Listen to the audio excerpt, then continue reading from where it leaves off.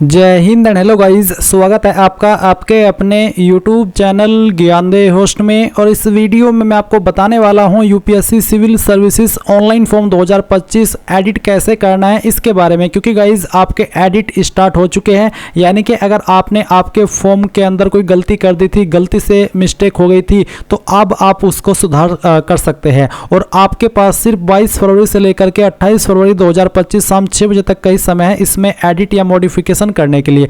क्या क्या जानकारी एडिट कर सकते हैं उसकी जानकारी दी जाएगी, और कैसे एडिट करना है, किन चीज़ों का ध्यान रखना है, उसकी पूरी इन्फॉर्मेशन आपको इस वीडियो के अंदर दी जाएगी। इसलिए आपको वीडियो को पूरा देखना है। अगर उसके बाद भी आपके मन में कोई सवाल डाउट रह जाए तो आप कमेंट के माध्यम से पूछ लीजिएगा। अगर आपने अभी तक वीडियो को लाइक शेयर नहीं किया कर दीजिए, और चैनल के ऊपर नए हैं तो चैनल को भी सब्सक्राइब कर लीजिएगा।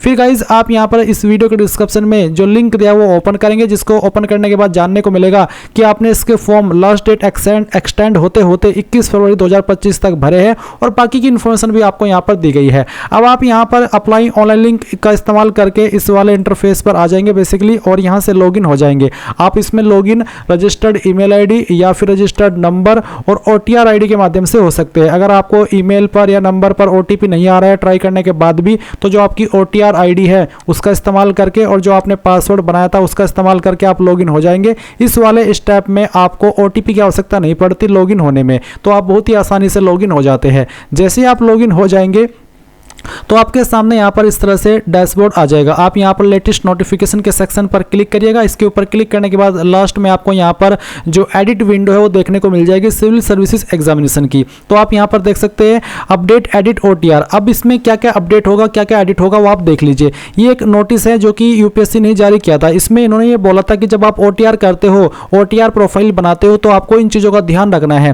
क्योंकि इसमें ये कहा है कि जब आप अपना बाद में OTR करने के बाद में एडिट करना चाहेंगे कोई इन्फॉर्मेशन, या फिर जब फॉर्म के अंदर करेक्शन होंगे, तो गाइज आप यहां पर उस वक्त ना तो आपका नाम, ना ही आपकी डेट ऑफ बर्थ, ना ही आपका फादर नेम, ना ही मोबाइल नंबर, मदर नेम, ना ही मोबाइल नंबर और ना ही ईमेल आईडी, इनमें से कोई भी जानकारी आप एडिट नहीं कर पाएंगे। जो आप एडिट कर सकते हैं OTR के अंदर इन्फॉर्मेशन, वो आप यहां पर have you ever change name, gender, minority status और क्लास 10th का रोल नंबर, और ये इन्फॉर्मेशन जिसमें कि नाम, डेट ऑफ बर्थ ये वाली है, ये आप एडिट नहीं कर पाएंगे। तो अगर आपने OTR करते समय ये वाली इंफॉर्मेशन इनमें से कोई भी गलत कर दी थी, तो अभी भी आपके पास उसको एडिट करने का कोई मौका नहीं है, क्योंकि इसकी अनुमति यूपीएससी आपको नहीं दे रहा है कि आप इनमें से कोई भी इंफॉर्मेशन एडिट कर सके।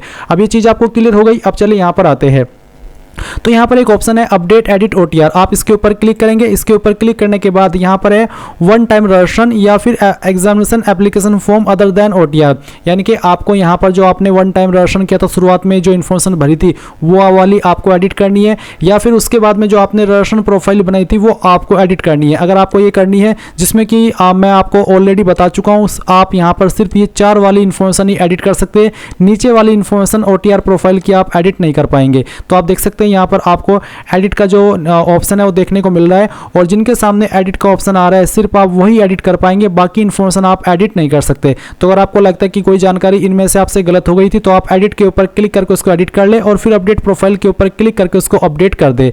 उसके बाद आप यहाँ पर फिर से लेटेस्ट नोटिफिकेशन के सेक्शन पर आइएगा, और यहाँ पर आने के बाद में आप यहाँ पर इसमें update edit one time registration इसके ऊपर क्लिक करिएगा। फिर यहाँ पर examination application form other than OTR इसके ऊपर क्लिक करके यहाँ से ओके कर दीजिएगा।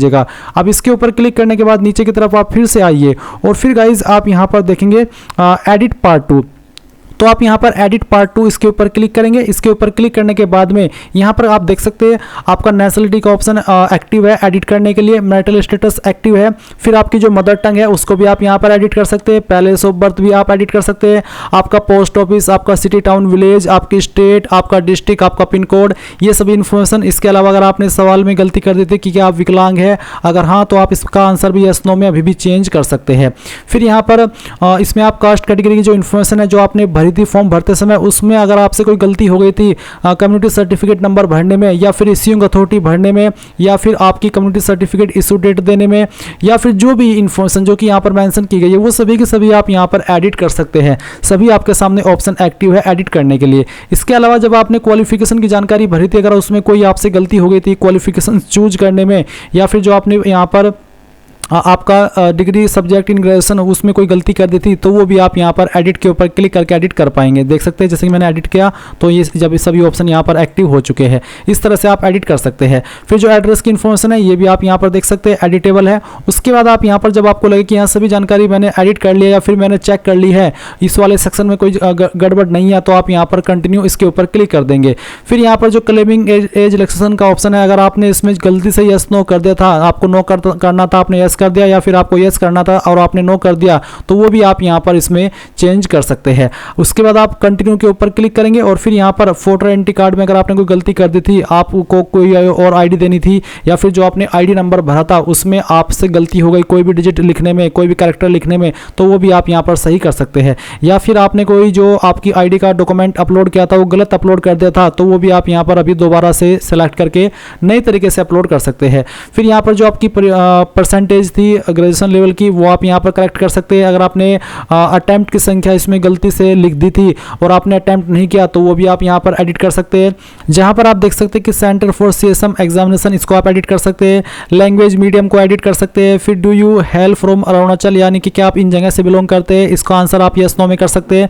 तो सभी के सभी ऑप्शन ये वाले आपके सामने एक्टिव है। फिर आप यहाँ से इसको कंटिन्यू कर देंगे, आपके सामने सभी इन्फॉर्मेशन आएगी और एक बार फिर से चेक कर लीजिए। जब आपको लगे कि यहाँ सभी जानकारी सही है तभी आप अपडेट के ऊपर क्लिक करके यहाँ पर इसको आगे कंफर्म करेंगे। अब गाइज आपके सामने यहाँ पर जो आपने इन्फॉर्मेशन एडिट की है उसके बाद में ऐसा इंटरफेस आएगा। अभी आप यहाँ पर अगर इसको व्यू करना चाहते हैं अपडेटेड पार्ट को, तो पार्ट 2 को आप कर सकते हैं, या फिर आपको यहाँ पर click here for DAF for CSM part 3, यानी कि पार्ट 3 में आपको जाना है, उसको एडिट करना है, तो आप इसके ऊपर क्लिक करेंगे। यहाँ पर भी आपके सामने सभी ऑप्शन एक्टिव है, इनका भी आंसर आप देख सकते हैं कि आपके सामने है। आप उनको चेंज करना चाहे तो कर लीजिए। प्रेफरेंसेस को आपको चेंज करना है, कोई आपको लगता था कि मैंने इस वाले को प्रेफरेंस नहीं देनी थी और मैंने गलती से वो दे दी थी, तो वो भी आप यहाँ पर चेंज कर पाएंगे। जब आपको इसको चेंजेस कर ले तो आप सेव एंड नेक्स्ट कर दीजिएगा। फिर यहाँ पर आपके सामने बैकग्राउंड ऑफ द कैंडिडेट की इन्फॉर्मेशन है। अगर आपने इसमें गलती से कोई इन्फॉर्मेशन गलत भर दी थी या फिर जो आपको नहीं भरनी थी वो आपने भर दी, या कोई भी आपको कन्फ्यूजन हो गया था, मिसअंडरस्टैंडिंग हो गई थी किसी ऑप्शन में भरते समय और वो आप सही करना चाहते, तो अभी आपके सामने सभी के सभी ऑप्शन एक्टिव है। अच्छे से आपको यहाँ पर इनका आंसर चेक करके चेंज करना है तो कर दीजिए, नहीं करना है तो आप एज इट इज नीचे आकर के सेव एंड कंटिन्यू कर दीजिए। मैंने फॉर्म फिलअप की वीडियो ऑलरेडी इसके बारे में बनाई हुई है, आप पुरानी वीडियो में जाकर के जो कि अभी बनाई है मैंने, वॉच करके समझ लीजिएगा कि कहाँ पर क्या जानकारी भरनी है। जब आपको लगे कि हाँ मैंने सभी जानकारी चेक कर ली है, तब आप यहाँ पर इसके ऊपर have you seen the preview of application yes करेंगे और पार्ट 3 फाइनल सबमिट के ऊपर क्लिक कर देंगे।